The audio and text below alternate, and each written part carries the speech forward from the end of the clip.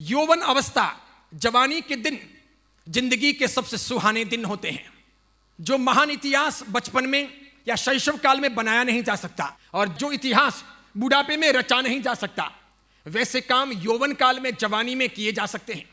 जिंदगी के कई अलग अलग अवस्थाओं से इंसान गुजरता है, लेकिन जवानी जैसी अवस्था दोबारा कभी मुड़ करके नहीं आती। वैसे जवानी खतरनाक होती है, इसमें जीवन का इतिहास बनता भी है और जीवन का इतिहास बिगड़ता भी है। इंसान विवेक और विनय को लेकर चले, सावधानी पूर्वक रहें, बड़ों का कहना माने, मर्यादाओं का ठीक से ख्याल रखें और परंपराओं का आधार लेकर के आगे बढ़ें, निष्ठा संपन्न रहें, व्यसनों के अधीन न हो जाएं, संकल्प लेकर के कुछ अच्छा करने की तमन्ना बना लें, तो निश्चित तौर पर वो जवानी, वो यौवन अवस्था जीवन के ऐसे इतिहास का निर्माण करती है जिस पर हमें ही नहीं, हमारे आसपास में रहने वालों को भी गर्व हो सकता है। और अगर कहीं ख्वाम वो मनुष्य व्यसन के मार्ग पर, पतन के मार्ग पर, गलतियों के मार्ग पर प्रस्थित हो जाते हैं, गलत दोस्तों की सोबत में आकर के जिंदगी तबाह कर लेते हैं, या मात्र सोशल मीडिया पर टाइम पास करके, खा पी करके, मौज मस्ती करके जिंदगी बर्बाद कर लेते हैं, तो निश्चित तौर पर उस जवानी में की हुई भूलें जीवन पर्यंत पछताने का अवसर देती है। वो रोने के लिए बहुत सारे सबब और बहुत सारे सबक छोड़ के जाती है। जितने भी महापुरुष इस दुनिया में हुए या जितने भी भौतिक धरातल पर सफलतम व्यक्ति इस दुनिया ने देखे, वे सभी लोग जो कुछ भी कर सके वो जवानी में कर सके। उन सबके इतिहास के महान निर्माण जवानी के दौरान हो सके। जवानी एक क्रांतिकारी घटनाक्रम है। यौवन अवस्था में बहुत कुछ हो सकता है।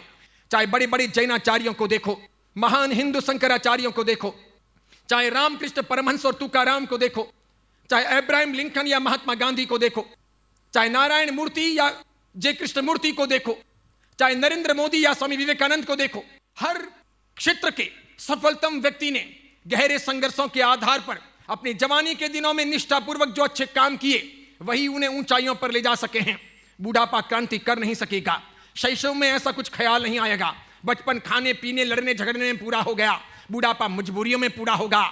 बुढ़ापा वृद्धावस्था जिंदगी की लाचारी है, मजबूरी है। चाह कर भी उस वक्त शरीर चलेगा नहीं, आंखें काम करेगी नहीं, इरादे बुलंद बन नहीं पाएंगे। हमारे पास कम पैसों का होना ये दुर्भाग्य नहीं है, हमारे पास छोटे परिवार का होना ये भी दुर्भाग्य नहीं है, हमारे पास ज्ञान कम हो ये भी दुर्भाग्य नहीं है, लेकिन हमारे पास में गलतियां ना हो ये हमारा सद्भाग्य है।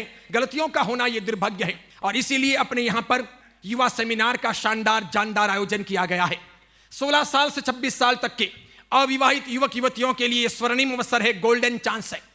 अगर हम सभी मिलकर के निष्ठा संपन्न बन करके सुंदर तरीके से इस युवा सेमिनार में भाग लेते हैं और बढ़िया तरीके से सारी बातें सुन करके उन्हें आत्मसात करने का प्रयत्न करते हैं, तो मेरा दावा है कि जीवन बुहार सकते हैं, जीवन को बढ़िया बना सकते हैं।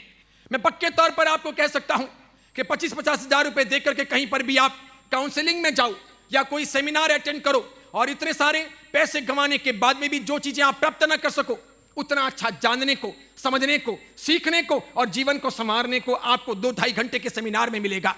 सुंदर तरीके से कई सारी मनोवैज्ञानिक बातें आपके सामने प्रस्तुत होगी और इस प्रकार जवानी के दिन को शानदार बनाने का और यौवन को सफल करने का